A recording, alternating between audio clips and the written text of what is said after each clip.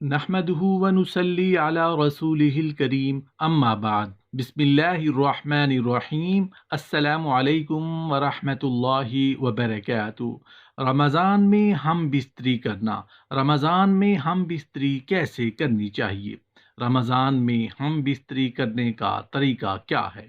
محترم ناظرین، رمضان میں ہم بستری کرنا کیسا ہے، رمضان میں ہم بستری کیسے کرنی چاہیے سے متعلق بھی آپ کو آگاہ کریں گے، لیکن اس سے پہلے ایک چھوٹا سا سوال اور اس کا چھوٹا سا جواب جان لیتے ہیں۔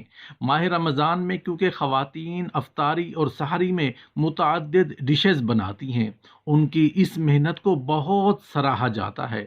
ایک شوہر نے اپنی بیوی کے اچھا کھانے بنانے پر، اچھا کام کرنے پر حوصلہ افزائی کے لیے روزے کی حالت میں پیار کر لیا، بوسہ لے لیا یا بیوی کے ساتھ چپٹ کر سو گیا، تو کیا روزہ باقی رہے گا یا روزہ ٹوٹ جائے گا؟ محترم ناظرین، روزے کی حالت میں بیوی کے ساتھ لیٹنا یا بوس و کنار کرنا، اس حوالے سے ایک حدیث ہے جس کا مفہوم کچھ اس طرح ہے کہ حضرت ابو ہریرہ رضی اللہ تعالی عنہ بیان کرتے ہیں کہ رسول اللہ صلی اللہ علیہ وآلہ وسلم کی بارگاہ میں ایک شخص حاضر ہوا اور روزہ دار کے بوس و کنار کے بارے میں پوچھا۔ آپ صلی اللہ علیہ وسلم نے اسے رخصت عطا فرمائی، یعنی اسے بوس و کنار کی اجازت دے دی۔ حضرت ابو ہریرہ رضی اللہ تعالیٰ عنہ فرماتے ہیں کہ وہی سوال کچھ دیر بعد ایک اور شخص نے کیا تو آپ صلی اللہ علیہ وآلہ وسلم نے اسے منع فرمایا۔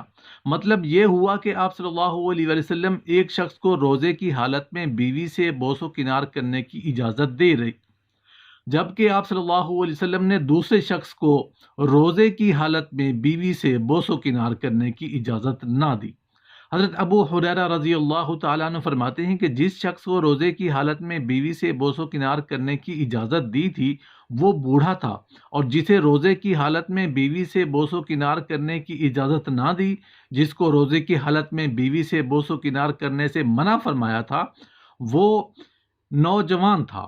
اب اس حدیث سے علماء بیان فرماتے ہیں کہ جسے اپنی شہوت پر مکمل بھروسہ اور پکا یقین ہو، اس کے لیے یہ عمل قابل حرج نہیں، یعنی وہ بوس و کنار کر سکتا ہے۔ مثال کے طور پر کسی شخص کو اس بات کا غالب گمان ہو کہ وہ بیوی کے ساتھ لیٹے گا تو اسے انزال ہو جائے گا، یا بوس و کنار کرے گا تو انزال ہو جائے گا، یا پھر اس کی شہوت بڑھ جائے گی اور بیوی سے بوس و کنار کرتے کرتے ہم بستری کر بیٹھے گا، تو اس صورت میں بیوی کے ساتھ لیٹنا یا بوس و کنار کرنا یہ مکروہ ہے، اس سے بچنا چاہیے۔ اگر اس شخص کو پورا یقین ہے اور اسے اس بات کا اندیشہ نہیں کہ اگر وہ بیوی کے ساتھ لیٹے گا یا بوس و کنار کرے گا تو اس کی شہوت نہیں بڑھے گی، نہ انزال ہوگا، تو اس صورت میں روزے کی حالت میں بیوی سے بوس و کنار کرنے میں کوئی حرج نہیں، بلا کراہت جائز ہے۔ شوہر اور بیوی ایک دوسرے کا بوسہ بھی لے سکتے ہیں اور ساتھ لیٹ بھی سکتے ہیں۔ اگر اس چیز کا امکان ہو کہ شہوت بڑھ جائے گی، مباشرت کی نوبت آ جائے گی، یا پھر شوہر یا بیوی کو انزال ہو جائے گا، تو اس صورت میں یہ عمل مکروہ ہے۔ محترم ناظرین، رمضان میں ہم بستری کرنا، رمضان میں ہم بستری کیسے کرنی چاہیے، رمضان میں ہم بستری کرنے کا طریقہ کیا ہے، رمضان میں ہم بستری کرنا کیسا ہے، اس سے ہماری پرسنل زندگی پر کیا اثر پڑے گا۔ کچھ لوگوں کا کہنا ہے کہ رمضان شریف میں ہم بستری کرنا حرام ہے، اور کچھ لوگوں کا یہ ماننا ہے کہ رمضان میں ہم بستری کرنا بہت بڑا گناہ ہے۔ آئیے حدیث سے جانتے ہیں کہ رسول اللہ صلی اللہ علیہ وسلم نے اس کے بارے میں کیا فرمایا۔ رسول اللہ صلی اللہ علیہ وآلہ وسلم نے ارشاد فرمایا، روزے کی حالت میں اپنی بیوی سے ہم بستری نہ کرو، اگر ایسی صورت میں حال میں ہم بستری کی تو روزہ ٹوٹ جائے گا۔ اس میں دو مسئلے ہیں کہ رات کو سو رہے ہیں اور اچانک میاں بیوی کا ہم بستری کا موڈ بن گیا اور سحری کا وقت بھی ہونے والا ہے، تو آپ اس صورتحال میں ہم بستری کر سکتے ہیں کہ اگر آپ کے پاس اتنا وقت ہو کہ آپ سحری کے بعد فجر کی نماز سے پہلے غسل کر لیں گے تو ہم بستری کرنے میں کوئی حرج نہیں ہے۔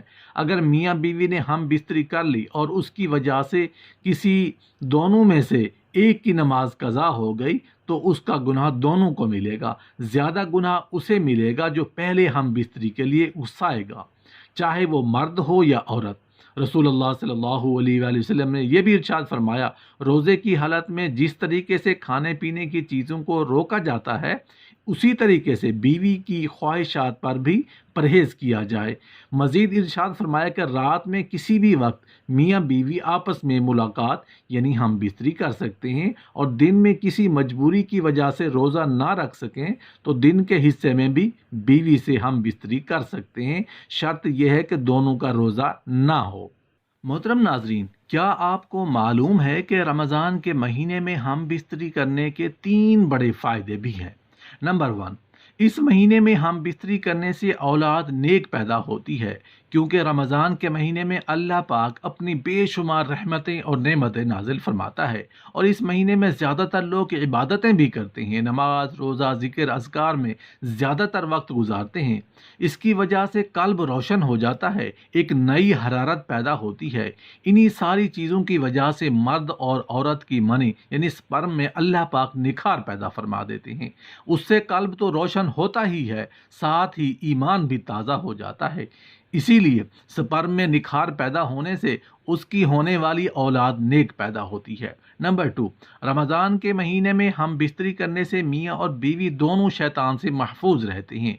पूरे साल में सिर्फ एक महीना ऐसा है जो माह रमज़ान है, जिसमें शैतान मियाँ और बीवी के कमरे में दाखिल नहीं हो सकता। आम तौर पर जहाँ मियाँ और बीवी अपनी ख्वाहिश पूरी कर रहे होते हैं, वहाँ अक्सर शैतान दरमियान में आ जाता है, और शैतान अपने गंदे असर बीवी के पेट में डालने की कोशिश करता है, और हम बिस्तरी के दौरान अपनी शरारतें करता रहता है। इन्हीं चीज़ों की वजह से शैतानी शरारतों वाली औलाद पैदा होती है। रसूलुल्लाह सल्लल्लाहु अलैहि वसल्लम ने फरमाया कि जो ही बच्चा पैदा हो तो उसके कान में अजान देने में देर न की जाए। रसूलुल्लाह सल्लल्लाहु अलैहि वसल्लम ने इरशाद फरमाया, अजान की आवाज़ को सुनकर शैतान भागना शुरू कर देता है।